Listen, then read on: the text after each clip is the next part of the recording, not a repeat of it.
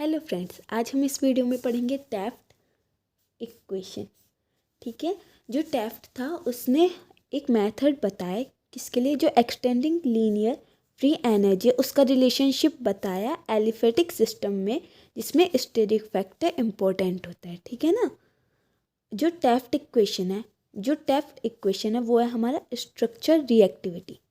ठीक है, जो टैफ्ट इक्वेशन है वो है स्ट्रक्चर रिएक्टिविटी इक्वेशन, जो कोरिलेट्स करती है किससे, फील्ड इफेक्ट से और स्टेरिक फैक्टर से।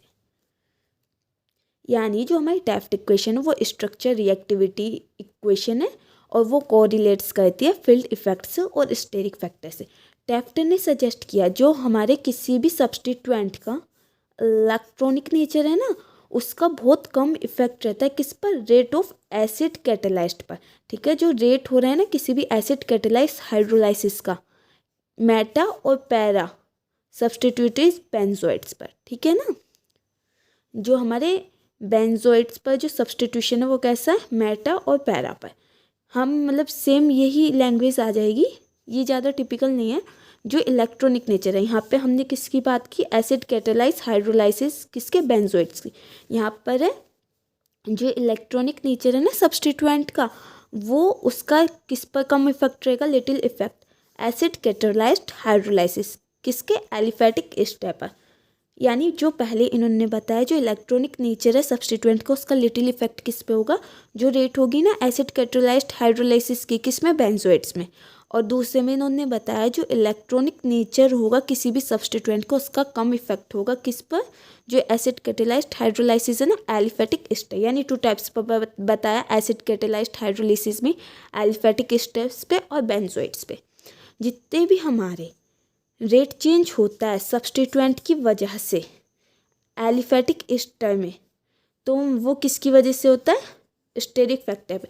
यानी जितना भी रेट चेंज होगा किसी भी सब्स्टिट्यूएंट की वजह से एलिफेटिक स्टेप, वो हमारा स्टेरिक फैक्टर की वजह से होगा। ये आगे अभी एग्जांपल में समझ आ जाएगा। जो हमारा टैफ्ट था उसने डिफाइन किया एस क्या डिनोट कर रहा है, स्टेरिक। ठीक है, स्टेरिक जो सब्स्टिट्यूएंट कांस्टेंट है, तो उसने इक्वेशन दी E S equals to log के एक्स के एच ब्रैकेट ए। ये ए हमारा सबस्क्रिप्ट में। ठीक है, जो हमारा के एक्स है वो किसका रेट है, जो एक्स सब्स्टिट्यूटेड एलिफेटिक स्टेप है। ठीक है ना, जो के एक्स है वो है एक्स, हमारा एक्स सब्स्टिट्यूटेड एलिफेटिक स्टेप का। और जो हमारा के एच है वो है हमारा किसका, पेरेंट मेंबर सीरीज का रेट कांस्टेंट। और जो इस इक्वेशन में सबस्क्रिप्ट ए में जो मैंने बताया वो क्या डिनोट कर रहा है, यानी ये एसिड कैटेलाइज्ड हाइड्रोलाइसिस है। जो हमारा टैफ्ट था उसने सजेस्ट किया आगे चलकर, मतलब फर्दर उसी में सजेस्ट किया कि अगर जो स्टेरिक पैरामीटर है ना वो जब इवेल्युएट होगा, जब हमारा पोलर पैरामीटर होना जरूरी हो, मतलब जब हमारा पोलर पैरामीटर अवेलेबल होगा तभी हमारे स्टेरिक पैरामीटर इवेल्युएट होगा। टैफ्ट ने ये भी नोट किया जो ट्रांजिशन स्टेट है ना स्ट्रक्चर्स की, एसिड और बेस दोनों के लिए। यानी जो ट्रांजिशन स्टेट है स्ट्रक्चर किसकी, एसिड और बेस के लिए जो स्ट्रक्चर है वो कैटेलाइज्ड हाइड्रोलिसिस, हमने देखा सब में कैटेलाइज्ड हाइड्रोलिसिस ऑफ एस्टर्स होगा, जो एक दूसरे से डिफाई कैसे है, उनके पास दो प्रोटॉन्स हैं। और उसने फिर बताया जो स्टेरिक इफेक्ट है ना एक्स का, वो अप्रोक्सीमेटली सेम होगा दोनों ट्रांजिशन स्टेट में।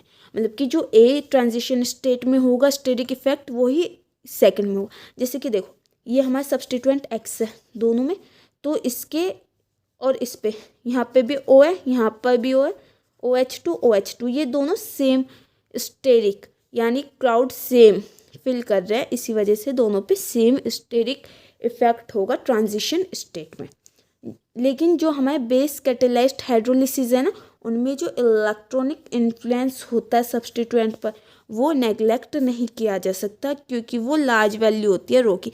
यह पी भी बोल सकता है, रो भी बोल सकता है। For base catalysed hydrolysis of Meta और पैरा सब्स्टिट्यूएंट बेंजोइट्स, ठीक है। जो किसके बेस कैटेलिस्ट में किसके देखे हमने, मेटा और पैरा सब्स्टिट्यूटेड बेंजोइट्स में।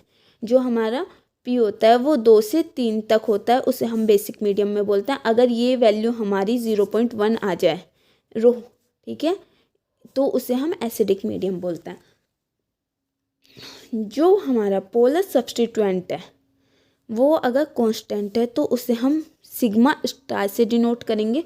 तो ये क्या हो जाएगा, जो सिग्मा स्टार है इक्वल्स टू log के एक्स, ये जो हमारी वैल्यू है ना ये वाली, ये हम यहाँ पुट कर देंगे। एक बार बेस का लेंगे, बेस में से माइनस किसको करेंगे, log एसिड के, ठीक है। ये बेस है, बी का मतलब सबस्क्रिप्ट का बेस, ठीक है, ये सबस्क्रिप्ट में।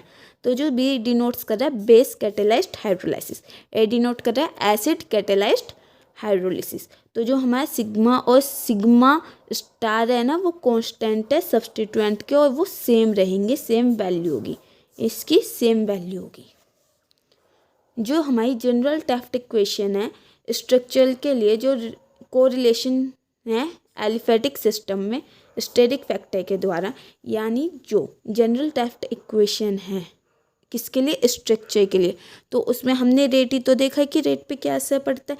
तो जो रेट का कोरिलेशन है एलिफेटिक सिस्टम में वो स्टेरिक फैक्टर होगा, ठीक है ना। तो log के एक्स अपॉन के एच इक्वल टू सिग्मा, इन्होंने ये मतलब बाद में इक्वेशन दे दी, ये हमारी टेफ्ट इक्वेशन है। Rho sigma star P star plus partial E S हमने देख लिया, जो ई एस है वो हमारा स्टेरिक फैक्टर है, ठीक है ना, सब्स्टिट्यूएंट का। तो ये जो हमारी इक्वेशन है ये प्रोपोर्शनली कांस्टेंट होती है सिग्मा, जो ये जो है ना हमारा ये डेल्टा जो है ये हमारा रिप्रेजेंट किसको कर रहा है, सस्पेक्टिबिलिटी रिएक्शन की टू स्टेरिक फैक्टर, ठीक है ना। Thank you. If you like my video, like, share and subscribe, comment.